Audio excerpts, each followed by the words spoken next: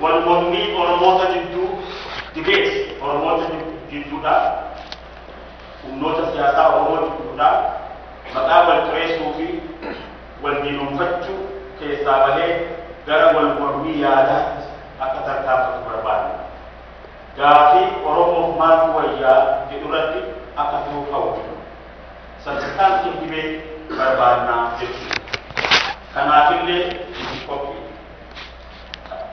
kanaan hunda Oromoo waan Oromoo baasaafi jennee amanna. Oromoo maal akka wayyu uummata Oromoo bilisoomatti murteessa. Nu qabsaa'onni Oromoo dirqamni keenya akka hubannutti Oromoo murteessuu osoo hin ta'in uummanni Oromoo jaaramee qabsaa'ee qaanii keessa nu keessaa bahee akka hiree isaa maal akka isaaf wayyu gulantaa siyaasaa fi bulmaata akkamii akka barbaadu akka murteessu dandeessuudha jennee hubanna. Obboleeyyan biyya baroota kurnan lamaan keessa dabara keessatti nu qabsaa'onni Oromoo irra guddaan maal gochaa akka turree fi jirru hundaaf ifaadha. Walirratti qabsaa'uu baroota kurnan lamaan kanneen hojii guddaa qabsaa'ota Oromoo ta'e. Diina biyya keenya saamaa jiru. Diina uummata keenya qursaa jiru. Diina adda bilisummaa Oromoodhaa biyyaa dhiibaa baasee uummanni Oromoodhaa akka hooggana waraana hin qaban gochaa jiru. Diina gabrummaa uummata Oromoo dheeressuudhaaf akka biyya hojjechiifnee irraanfannee walirratti duuluu fi qabsoo bilisummaa Oromoo laabsessuu hojiin warra qabsaa'ota Oromoo hin jiru ta'e. Walirratti bobba'uun qabsaa'ota Oromoo bu'aan inni qabsoo bilisummaa Oromoo fide kabajaan inni uummata Oromootti hore hin jiru. Bu'aan isaa qabsoo Oromoo laamsessuu alagaan akka nu tuffatu keessattuu gariin isaanii uummanni kun waan barbaadu beekaa jedhee akka of gaafatu dandeessisa. Uummanni Oromoo qabsaa'ota bilisummaa Oromoo fi mirga isaa dhaabbate ta'ee lallaban. Ammoo kan walirratti qabsaa'uu fardii duraa fudhatan irraa abdii akka kutatu ta'e.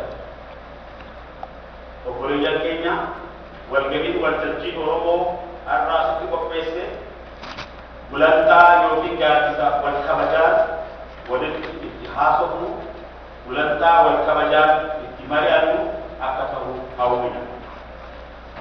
Waltajjii walitti wacuu akka ta'u hin barbaannu. Waltajjii namaan mormu yaada namaan mormu malee waltajjii namooma namaatiif itti mormu akka ta'u hin barbaannu. Dubbiin nama waraanu tasmalattaas hin keessummeessu. Kun hamma ammallee nun baafa.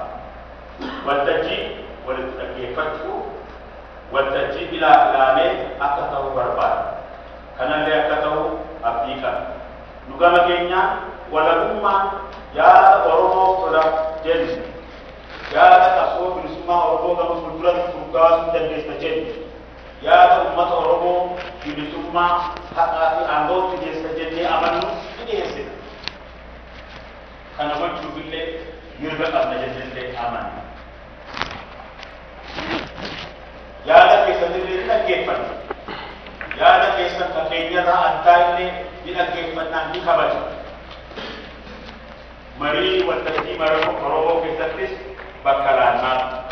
Mariin jalqabaa kun kan wal dhaggeeffannee maaltu nuuf tola, Oromoof tola wajjin itti jennee mari'annu, kan aadaa wal kabajnu fi safuu Oromoo itti deebifannu, kan hamilee qabsoo keenyaa fi uummata keenyallee haaromsu, akkanumattis kan walgahii diinota mirgoota haqa Oromoo rifachiisu akka ta'u hawwina. Waltajjiin marii Oromoo nama Oromoo waltajjii marii keessatti hirmaachuu gumaachu fedhii furannoo qabu hundaaf banaa akka ta'e isin hubachiisuu barbaada. Har'a waltajjii kanarratti dubbattoota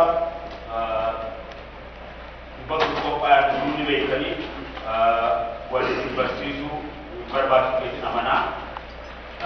Innis tokko jaalleen malataa qaamaan argamuu hin dandeenye akka danda'amee viidiyoo konferaansiin wajjin hirmaataa Dr. Diimaa Nagoo as keessa jiru Hasan Hussein as keessa jiran.